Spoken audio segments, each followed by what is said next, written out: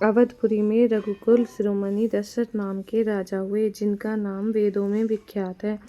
वे धर्म धुरंधर, गुणों के भंडार और ज्ञानी थे। उनके हृदय में 60 धनुष धारण करने वाले भगवान की भक्ति थी और उनकी बुद्धि भी उन्हीं में लगी रहती थी। उनकी कौशल्या आदि प्रिय रानियां सभी पवित्र आचरण वाली थी। वे बड़ी विनीत और पति के अनुकूल चलने वाली थी और श्री हरि के चरण कमलों में उनका दृढ़ प्रेम था। एक बार राजा के मन में बड़ी ग्लानि हुई कि मेरे पुत्र नहीं है। राजा तुरंत ही गुरु के घर गए और चरणों में प्रणाम कर बहुत विनय की। राजा अपना सारा दुख सुख गुरु को सुनाया। गुरु वशिष्ठ जी ने उन्हें बहुत प्रकार से समझाया और कहा, धीरज धरो, तुम्हारे 4 पुत्र होंगे जो तीनों लोक में प्रसिद्ध और भक्तों के भय को हरने वाले होंगे। वशिष्ठ जी ने श्रृंगी ऋषि को बुलाया और उनसे सुपुत्र का मेष्टि यज्ञ करवाया। मुनि के भक्ति सहित आहुतियां देने पर अग्निदेव हाथ में चरु हविष्यान खीर लेकर प्रकट हुए और दशरथ से बोले, वशिष्ठ जी ने हृदय में जो कुछ विचारा था, तुम्हारा वह सब काम सिद्ध हो गया है। राजन, अब तुम जाकर इस हविष्यान पायस को जिसको जैसा उचित हो वैसा भाग बनाकर बांट दो। तदंतर अग्निदेव सारी सभा को समझाकर अंतर्ध्यान हो गए। राजा परमानंद मगन हो गए। उनके हृदय में हर्ष समाता न था।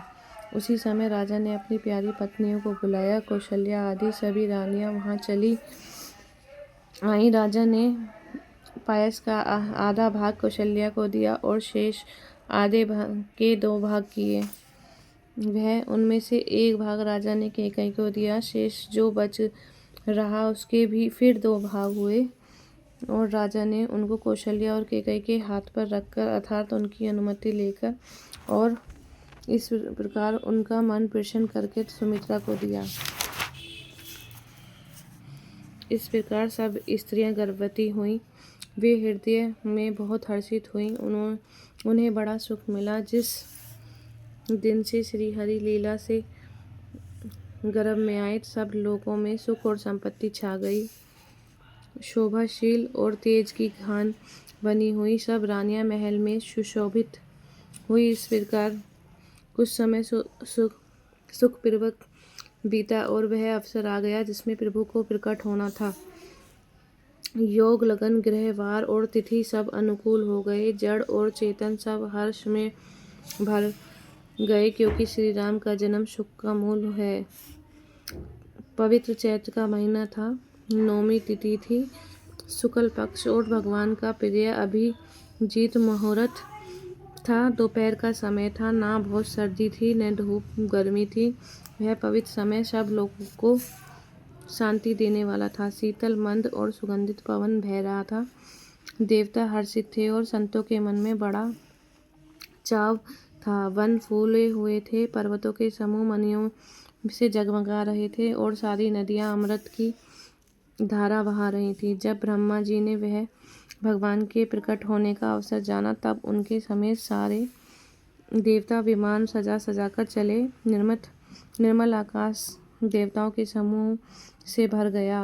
गंधर्वों के दल गुणों का गान करने लगे और सुंदर अंजलियों में सजाकर पुष्प बरसाने लगे। आकाश में घमाघम नगाड़े बजने लगे। नाग, मुनि और देवता स्तुति करने लगे और बहुत प्रकार से अपनी सेवा उपहार भेंट करने लगे।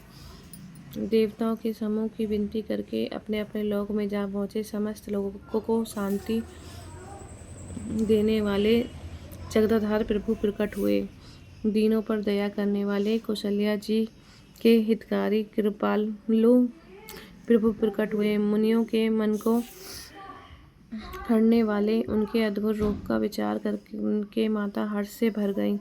नेत्रों को आनंद देने वाले मेघ के आभूषण और वनमाला पहने थे। बड़े बड़े नेत्र थे। इस प्रकार शोभा के समुद्र तथा खर राक्षस को मारने वाले भगवान प्रकट हुए। दोनों हाथ जोड़कर माता कहने लगी, हे अनंत, मैं किस प्रकार तुम्हारी स्तुति करूं। वेद और पुराण तुमको माया गुण और ज्ञान से परे और परिमाण रहित बतलाते हैं। श्रुतियाँ और संतजन दया और सुख का समुद्र, सब गुणों का धाम कहकर जिनका गान करते हैं, वही भक्तों पर प्रेम करने वाले लक्ष्मीपति भगवान मेरे कल्याण के लिए प्रकट हुए हैं। वेद कहते हैं कि तुम्हारे प्रत्येक रोम में माया के रचे हुए उनके ब्राह्मणों के समूह भरे हैं। तुम मेरे गर्भ में रहे इस हंसी की बात के सुनने पर धीर विवेकी पुरुषों की बुद्धि भी स्थिर नहीं रहती, विचलित हो जाती है। जब माता को ज्ञान उत्पन्न हुआ तब प्रभु मुस्कुराए।